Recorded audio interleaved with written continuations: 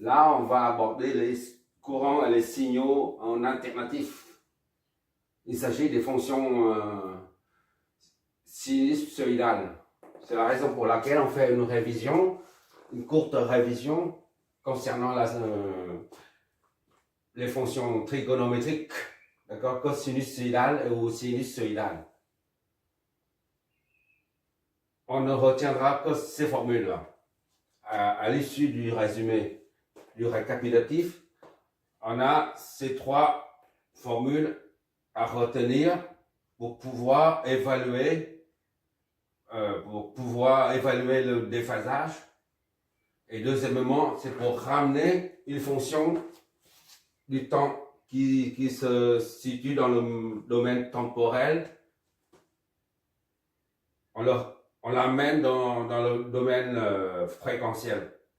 Et pour ça, on a besoin de ces trois formules. D'accord? À part ces trois formules, on a aussi les formules de l'air. Il ne faut pas me poser la question pourquoi ça est égal à ça. Je suis incapable de te répondre. Ce sont des formules comme Pythagore, par exemple. D'accord? A, B, C. Tout ça, on a vu la démonstration quand on était en classe de 3e ou de 5e, de seconde. Hein.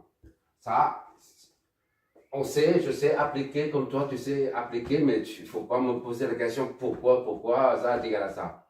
D'accord? Pourquoi A est égal à B carré C carré. D'accord? On retient les formules, on apprend les formules mathématiques pour les appliquer aux équations électriques. Enfin de les analyser. On ne fait pas les maths pour les maths. J'insiste encore une fois. Je serais incapable de dire ça. Ça, c'est des projections, tout ça, mais je ne me rappelle pas comment on démontre cette formule-là de Pythagore. De même qu'ici, là, je suis incapable de te répondre pourquoi la fonction exponentielle j phi est égal à quoi? Sinus phi plus moins j sinus phi. D'accord? C'est à les utiliser. Ça, c'est la deuxième forme. Et ça, c'est la troisième forme. Ça, c'est une fonction dans le domaine temporel. Et ça, c'est sous forme polaire. Ça s'appelle sous forme polaire. Module et l'angle de départ ou de déphasage. Ces trois formules de l'air. Et enfin, les nombres complexes, ces deux lignes-là. Ça permet d'analyser les circuits en courant et tensions sinusoïdaux. En plus de ça, ces deux dernières formules permettront de réduire au minimum une série harmonique. Le moment venu, on verra les courants et les tensions harmoniques. Et pour les analyser, on les réduit au minimum.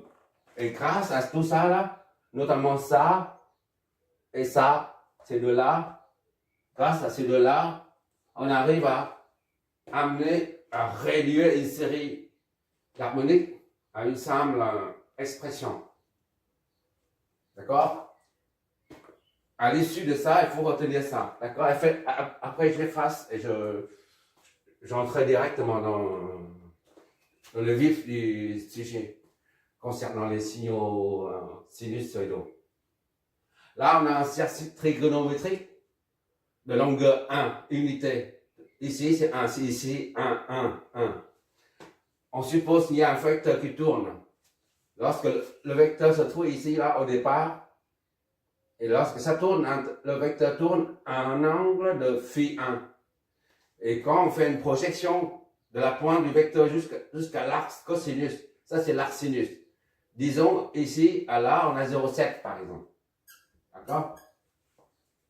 Et si on continue juste pour avoir le même 0,7, c'est une valeur algébrique, d'accord? Si on veut avoir 0,7 sur l'arc de sinus, ça c'est l'arc de sinus, il faut tourner encore davantage jusque là. Et on fait une projection. Et d'ici à là, c'est la même longueur que d'ici à là. C'est 0,7 aussi. Autrement dit, Cosinus de phi 1 est égal à sinus de phi 1 plus 90. Parce que ici c'est 0,7, ici c'est aussi 0,7. C'est la raison pour laquelle j'ai mis ici, ça c'est une flèche là, cosinus de phi 1 est égal à sinus de phi 1 plus 90.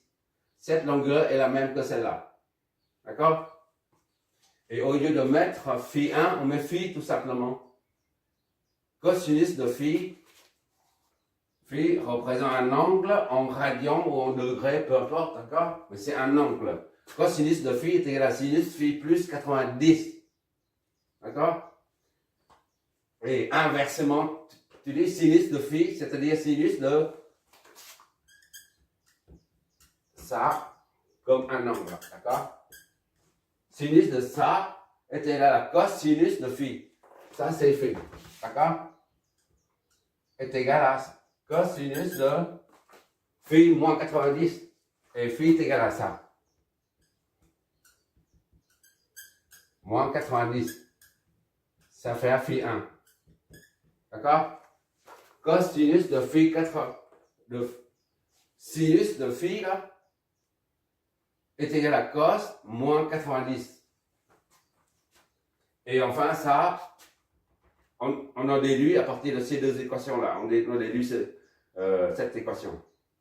On ne va pas tout démontrer, hein, on ne va pas tout démontrer. Et ça, c'est une représentation du cercle. On transcrit ça, on traduit ça via un repère orthonormal. C'est tout en fait. Et phi prend plusieurs valeurs. Avec une telle reposée, tu fais une comparaison et tu verras ce que ça signifie, d'accord? Au lieu d'avoir un seul angle phi, j'ai mis phi 1, j'ai mis phi 1, et après j'ai mis phi 2. Comme ça, tu verras, tu notes ça quelque part, tu vas utiliser ça pour analyser le circuit en courant continu, alternatif, d'accord? Maintenant, je vais effacer ça et on va étudier les phaseurs, les déphasages. D'accord? Les phaseurs. Les phaseurs et déphasages. En courant continu, il y a le courant soit le courant circule dans un sens ou alors dans l'autre, dans le sens opposé. Il y a un sens de circulation. Tandis qu'en alternatif, vu le courant change tout le temps, tantôt positif, tantôt négatif, et ben, il n'y a pas de sens. On a dit qu'on met un sens pour pouvoir analyser un sens supposé, mais après on ne trouvera pas de sens de circulation du courant, mais on trouvera le déphasage. Supposons que ici, au début, on dit que I est égal à 20 et 20 degrés. Et après, on a un autre qui est, disons, ici c'est 20 et moins 15 degrés, moins 150 degrés. Ce sont des phasages qui remplacent le sens de circulation du courant. C'est tout en fait. C'est beaucoup plus simple d'étudier un circuit en alternatif qu'un circuit en courant continu. Mais en général, on pense que c'est le courant continu qui est plus simple. Mais en fait, c'est ça. En alternatif, l'analyse en alternatif est toujours beaucoup plus simple qu'en continu. À condition de connaître à condition qu'on maîtrise la manipulation des phaseurs. On va voir ce que c'est un phaseur et ce que c'est un déphasage. D'accord?